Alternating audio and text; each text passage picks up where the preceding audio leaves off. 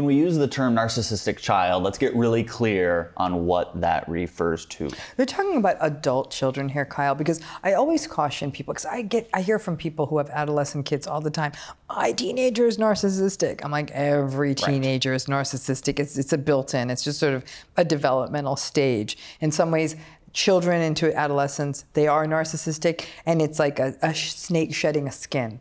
Your goal is that they go into adulthood, and now they have that core empathy and self-reflective capacity, all those things that are healthy in adulthood.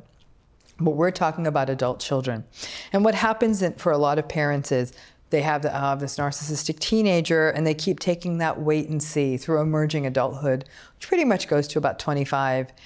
And then they're still really narcissistic. 27, narcissistic. 35, narcissistic, mean, negating, selfish, keep taking their money, still very entitled. Then the parents are like, oh my goodness, what have I wrought here? Are they at fault? This is where it gets to be an ultra complicated conversation, something I really do get into in the book. Here's the rub. You had something to do with it, but it's not meant, that is not meant as blame. So for example, when your children were in critical developmental stages, you may have done everything in your power to keep your kids safe, to keep food on the table, roof over everyone's head, but had to work a lot. So maybe you weren't there as much as you wanted to be. And for a child with a particularly sensitive or vulnerable temperament, you're hardworking, even if you're kind in the little bits of time you saw them, maybe there was something lacking there.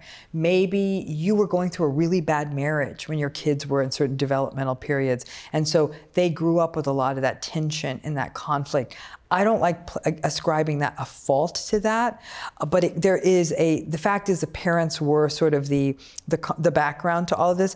Also, it could be that you had a narcissistic spouse. One of you raising this narcissistic adult child was narcissistic, and maybe you didn't call out the spouse for being entitled, for being so selfish and self-focused, because you couldn't, because it wasn't appropriate, because it's not what people did in your culture. Or you didn't know. You just didn't know. You didn't know what it would do. And all of that can be the factors that sort of lead to adult children with narcissism. What's interesting is I've worked with many parents with adult children who are narcissists, and they're pretty devastated. Like, they've usually been wrecked financially. These narcissistic kids have cleaned them out, meaning that these parents would pay for college, would clear student loans, would give them down payments for houses, would buy them cars, would pay for stuff for their kids. I mean, these parents kept giving and giving and giving. And I think the parents thought that if I keep giving them money, maybe they'll start being nice to me. Wow. Well, that day never came. Wow. And then these are parents who are now going into their older age, not having saved appropriately. And I can promise you one thing, your narcissistic adult child ain't gonna bail you out. So that's a very common pattern. Some of these parents feel guilty. They're saying, I wasn't there, or I was self-absorbed, or there was other stuff going on, or I came from a narcissistic family system, and like you said, Kyle, I just didn't know. Right. And I think that's a lot of parents like, I just didn't know. This is why we do this. Right. You know, we do this so hopefully another generation of parents knows. And now there's often a lot of guilt. I'm the one who made this monster. So then they'll engage in things to assuage their guilt. So I'm going to keep being the punching bag.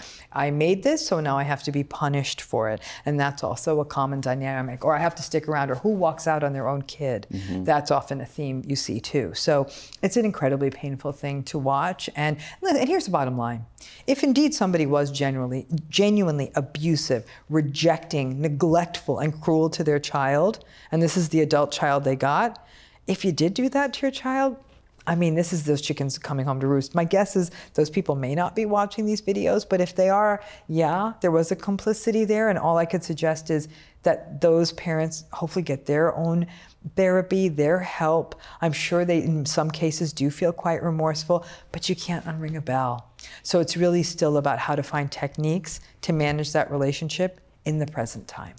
Have you had parents cut off the relationship with their narcissistic child? I have worked with parents who have cut off the relationship with the narcissistic child, and let me tell you, of all the narcissistic cutoffs I've ever seen, that has been by far the most painful to witness.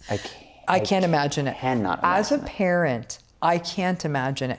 I'm going to tell you, I got teenagers and we definitely tangle. And there's points where I'm like, oh my goodness me, you're going away back to school? Like, don't let the door hit you on the butt, darling. Get an after school activity while you're at it. So I get it, but I don't get it. Like, I can't imagine having to make that cut, and yet watching what these parents are going through.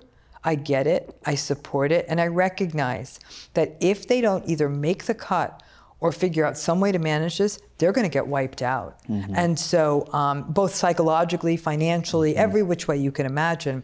And it's very hard for these parents to put that line in the sand. And Kyle, parents who do it get harshly judged.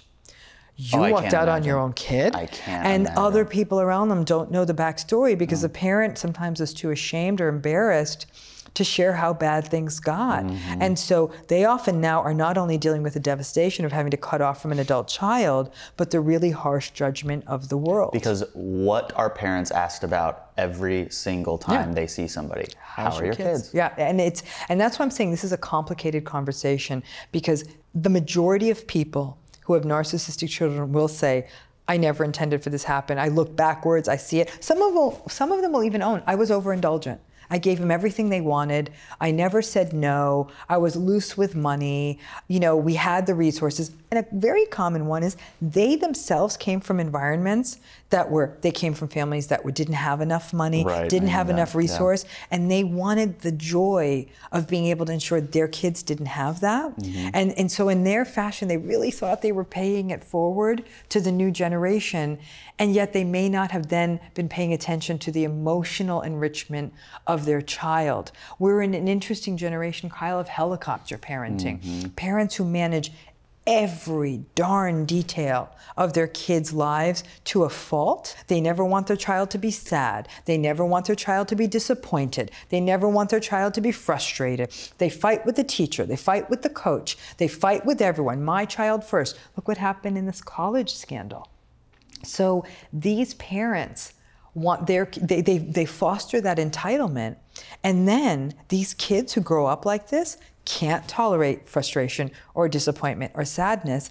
Those inabilities are the core of adult narcissism. So for the parents out there who still want to have a relationship with their narcissistic child, they know the tips that you provided in the other narcissistic series. Is there any specific thing that's unique to them that they can do? I think for parents of adult children, what gets tricky is not only it's a parental relationship, so you'll always feel like there's a caregiving responsibility you'll have, even if like you're 80 and your kid's 55, you probably still feel a responsibility there.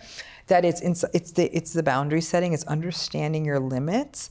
It's understanding how to set boundaries and set expectations so you can remain in other important relationships, like perhaps your grandchildren's lives. It's also getting the therapeutic help you need to stop blaming yourself, or if indeed it really was that terrible a childhood, you can't change it, but to be self-reflective about it. And it may mean that if your child said, you were that cruel a parent to me, I gotta leave you, then again, therapeutic work can be around their own acceptance. So that's where it gets complicated. And sometimes parents who go through this have to reflect on their own narcissism. Narcissistic parents can sometimes beget narcissistic kids. And then it really becomes a war of the worlds as two people are trying, no, I'm right, no, I'm right. You were a terrible parent, you're a terrible child. Honestly, when the elephants fight, I don't know that anyone can get in between that argument. Final thoughts on managing a relationship with a narcissistic child? I would say when it's an adult child, please make sure if you're in this situation and there's finances involved, ensure that you have somebody to help you safeguard your money, because it is quite possible that we can see cases of financial elder abuse, that if your child has access to your resources, as somebody gets older, especially if their faculties do start to diminish and you don't make these plans ahead of time, you could be in a really risky position. So it's always important to put family assets in trust. So at the time of your passing, even if one or more of your kids are narcissistic, you can ensure that your estate is distributed as you had intended. Good information to remember. In our next session, we will talk about managing narcissistic in-laws. Thanks for watching. Check out the links below for more information on how to access this full series, and subscribe to our YouTube channel to watch new mental health videos every week. Did you like what you heard in this video? If you want to ask a MedCircle doctor a question directly, you can learn how by visiting the links in the description below.